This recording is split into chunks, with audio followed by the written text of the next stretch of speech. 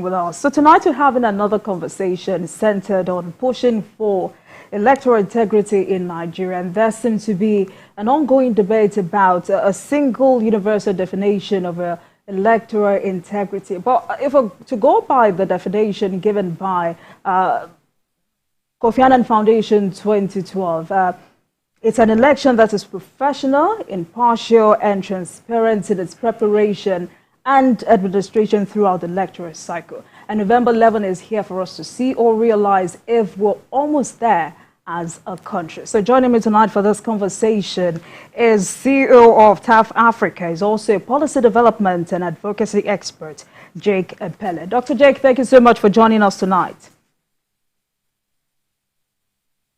Thank you. Thank you for having me. I'm so sorry to mix up. I had a delayed flight, so I'm here. It's okay. It's okay. Thank you for joining us this evening. So the first round of off-season elections after the 2023 polls is just a week away. How will you describe the tempo ahead of the governorship elections in Bayelsa, Imo, and Kogi states? Well, unfortunately, there's been unnecessary heat-ups, especially in Kogi and Imo State. A little bit of us the same in Bayelsa. And I think these are very unnecessary disturbances and some fear of insecurity. But I think we need to look beyond that, and everyone should be on guard. Not only to protect our democracy and our democratic values, but to reinstill confidence in all of us and push hard to ensure that everyone participates in this forthcoming election. It's very important. It's the election that is coming on the heels of all that we've been through. And so it's very important that everyone participate and be part of the electoral process. No matter what the issues are, I think at the end of the day, Nigerians and the citizens have a way of resolving their issues and ensuring that we protect not only the values of democracy, but also protect the country, knowing fully well that democracy is far more better than any other form of government. So I believe, and I'm using this opportunity to call on all citizens to, move ahead. Let's know that we have only one country, and this country called Nigeria, and that if we must invest in quality leadership, the ballot paper is the way to make that investment. So all eyes will be on INEC for a better outing this time. How will you describe its preparations for these elections? I think, INEC have learned our lessons. We've had a very useful meeting and robust discussion with INEC chairman and INEC commissioners. They have briefed civil society on their preparedness, and I think they've learned from some of the lapses, especially logistic lapses, and I think this time they'll be better prepared. Remember that every time there's a smaller election around the state in particular, INEC comes up top. So I want to believe that we will get the same thing this time around. Right. So since 2015, technology has helped consolidate our democracy by ensuring transparency and fairness in our elections. But one of the contentious issues in this 2023 elections is failure of INEC to upload results on IREF. It had promised to do that this time. What are your expectations? I think that also came up in some of our meetings. There is no doubt that technology is man-made and technology can fail from time to time. But I think, again, they have created a much more robust system, especially with the comprehensive dashboard that they have launched.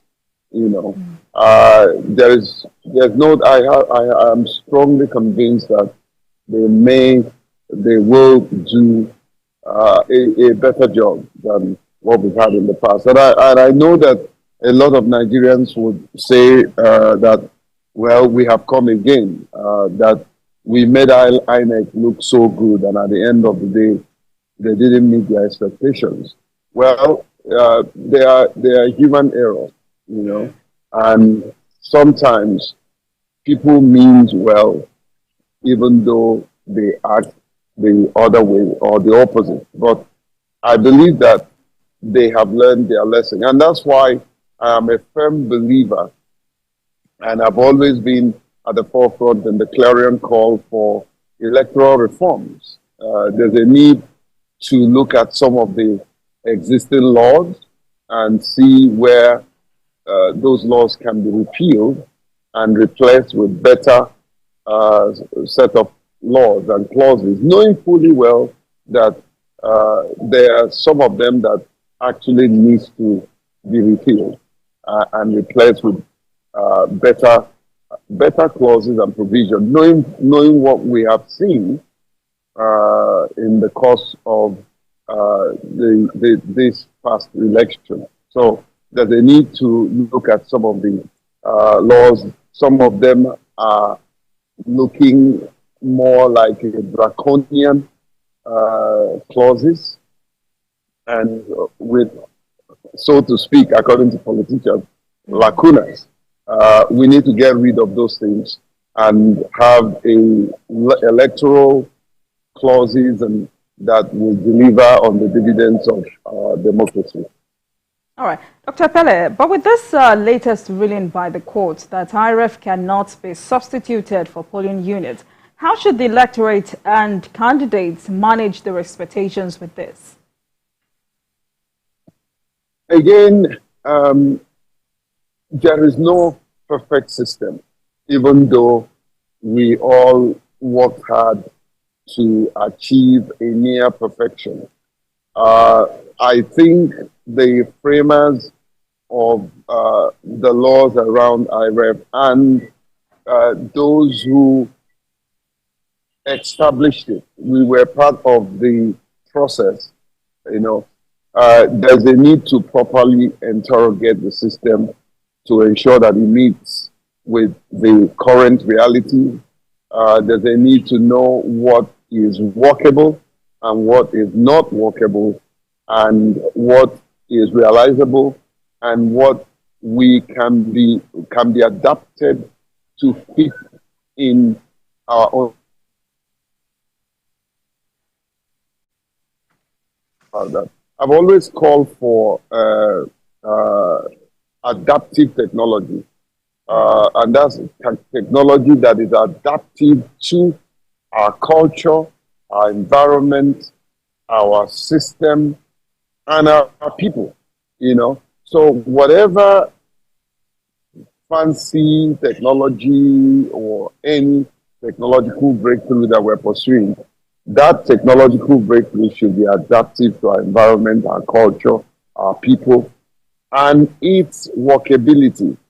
I think this is very, very important if we must succeed. I mean, so just like I said earlier, I mean, INEC has continued to leverage on technology for credible conduct of elections in this country. But what do you think INEC should do to ensure effective utilization? Those who thought about the idea, the innovativeness of that technology, it will stamp out absolutely the issue of electoral rigging, you know, or rigging the election. It will take care of it. Absolutely. There's nothing wrong with the BVAS. Even what INEC has right now is good enough. There is no problem with it. Yeah, there are one or two glitches, which is a term that has come to stay. But There is nothing wrong with it. It is the people that is the problem. The people that operate it, and those that would, ignore following the instructions and the process and what is expected of that technology. It is a fantastic technology that has come to stay, and if we follow it accurately and as it is established, we will get the result, the expected result. There is really nothing wrong with it. And this concept of believing that, oh, we were supposed to,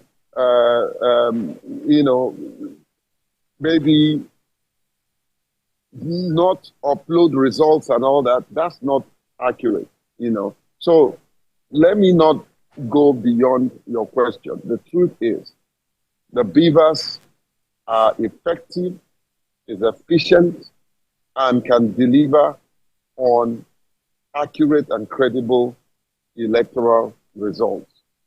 All right. So Doctor, let me get this. When you say BVAS is not the problem, but the people operating it, are you saying training and more training is not the answer? Not at all. Technology is ever evolving. Technology is ever evolving. A few months ago, I had iPhone 14. By 22nd of September, there was iPhone 15. When iPhone 15 was released, it came with its problem. It was overheating, and instantly, Apple did an update that took care of that problem. Every technology has an update component. The same thing is applicable to our app. We have an eyewitness election observation app. We have updated it to accommodate the current trends and realities in delivering our expected outcome. So every technology is designed to have that update component, and that is also applicable to the BVAS. BVAS has its update, and those updates takes care of some of the errors and issues that ordinarily could pose a problem. So again, I can tell you here, there's nothing wrong with BVAS. And if we allow BVAS to be part of the electoral process, we will have a much more credible electoral outcome. So what more do you think INEC needs to do to ensure the integrity of the elections in these three states? Talking about Bayelsa, Imo, and Kogi states. Well, one, Dr.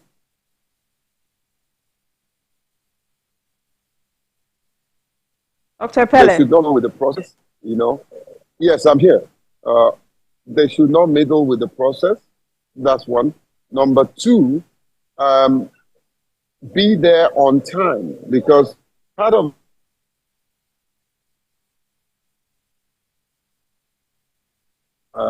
in the cost of delivering credible has always been the logistical issue. Okay, so if they are there on time to let those that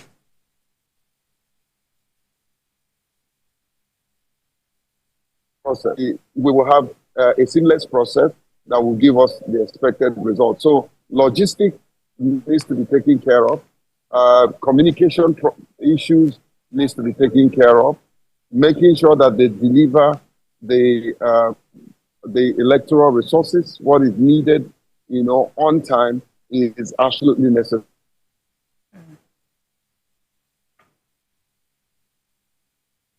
Ensure that the politicians will not come in between the actual result of the outcome of the election. Ensure that those who are the returning officers are allowed to announce the result as at when due. All right. So we'll get back to some of the very critical issues you've raised, but let's quickly go into some of the concerns raised by the electoral umpire. One is security concerns ahead of the elections. What approach do you think should be adopted to check this?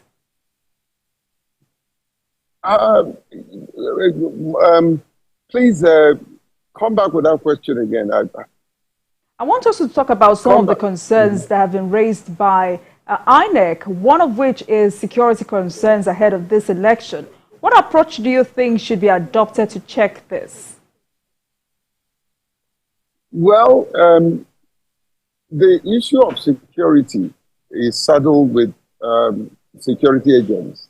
You know, there's a need to ensure that those who are trained on electoral security are deployed. And take, for instance, there was an issue we had with the chairman. Not necessarily an issue, a clarification with the chairman.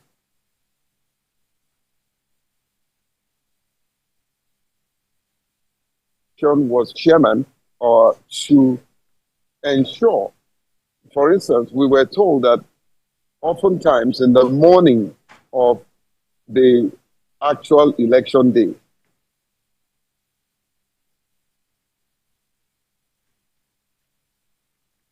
before they are deployed.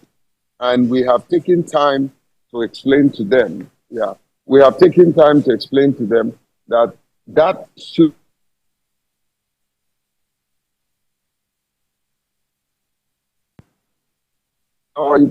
on time. The officers need to be deployed on time. A day before. I think INEC is introducing something very fantastic. Okay. We were told that some of the officers that are going to be involved in the election are going to be quartered near their polling unit. Okay. I think the security operative should also do this.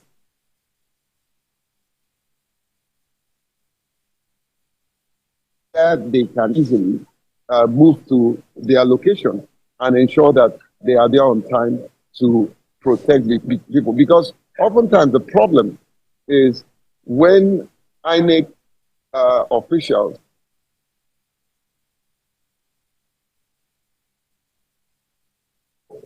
so you find a situation where they are not able to start their work at the polling unit. So all of these things must be taken care of and ensure that INEC meets the demands of the electorate. And then the responsibility of the electorate too, to behave and to ensure and to be patient for those responsible to administer the needed resources. Mm. So President Tinubu has also appealed to candidates and the electorate to ensure free and fair polls. But does it appear like they will heed this advice? Oh, yes. I mean, he's the president and commander-in-chief. If he gives instructions, that instruction should be obeyed, no matter who likes it or not, you know, as long as it's constitutional. And I think that will be the case as much as possible. That will be the case. And I think INEC and those who are administering the election has that instruction, and I believe it will be carried out to the letter, including the politicians. You know, everyone should do the needful so that we can have a credible election.